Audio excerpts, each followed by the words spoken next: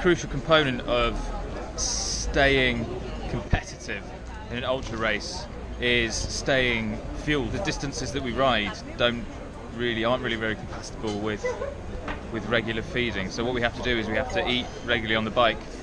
So that will include having a bag of nuts or a bag of Haribo sweets or Nutri-Grain bars, for example. These are all the things that I have.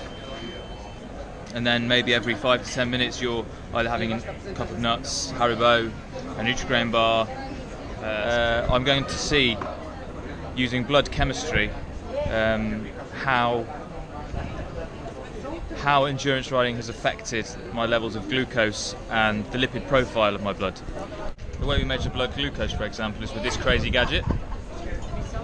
On the electrode, just drop the blood. And now it's starting to read. And my blood glucose is 3.7. 3.7 is quite low. I'm normally around about 5.1, 5.2. They're my baseline values that I was recording before I came out here. Studies which have investigated the impact of ultra-endurance cycling on energy have identified large deficits in energy intake versus usage. However, there are discrepancies between studies on the magnitude of this deficit, most likely due to the differing methodologies used to acquire this information. As yet, no one has measured sugar or lipids from blood to investigate this, so I wanted to contribute to this knowledge base by doing just that. So here we can see a graph which plots blood concentration of glucose in pink, cholesterol in blue, and triglycerides in yellow over the course of the race. The corresponding shaded areas represent baseline values which I recorded at home before the race. And what these data show is that early in the race, the levels of these components that are vital for providing energy are often higher than the normal range, especially early on. Only on one occasion does the glucose level go below the normal range, and even that is not by much. I must confess, I find this data counterintuitive and don't really understand what is happening here. Perhaps measuring blood sugar and lipid do not accurately inform us of our energy status. What is more, this is a case study and may just be a one-off.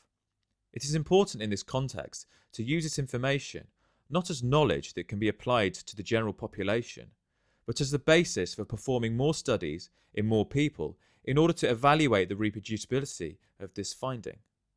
Only then can we speculate as to what it means more generally.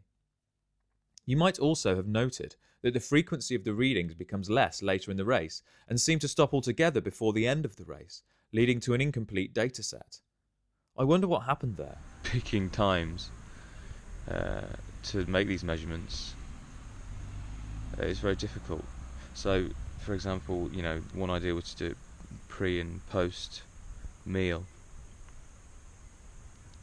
but I'm constantly eating, and then I sit down and have something a bit bigger, but on the whole I'm just constantly eating. I'm not sure what it would actually mean to have post and pre measurements. I've just taken some more blood tests. I only took 2 because the third one I couldn't get enough blood.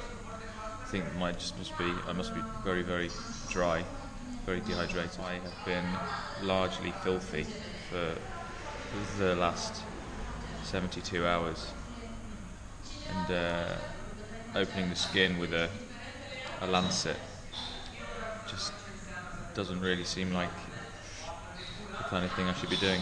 I mean, you can actually see where I've been lancing my fingers, and there's obviously sort of small wounds, and the dirt is just collecting in the small wounds, and I will just demonstrate that now.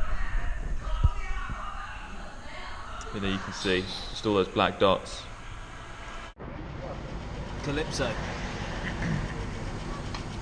the Eastern European brother of what we might know as a Calippo, has saved me the past 24 hours. It seems to have had a soothing effect on the stomach, and I've been eating almost exclusively Calypsos and no solid foods, and I'm hoping that's going to get me over the finish line. So let's see.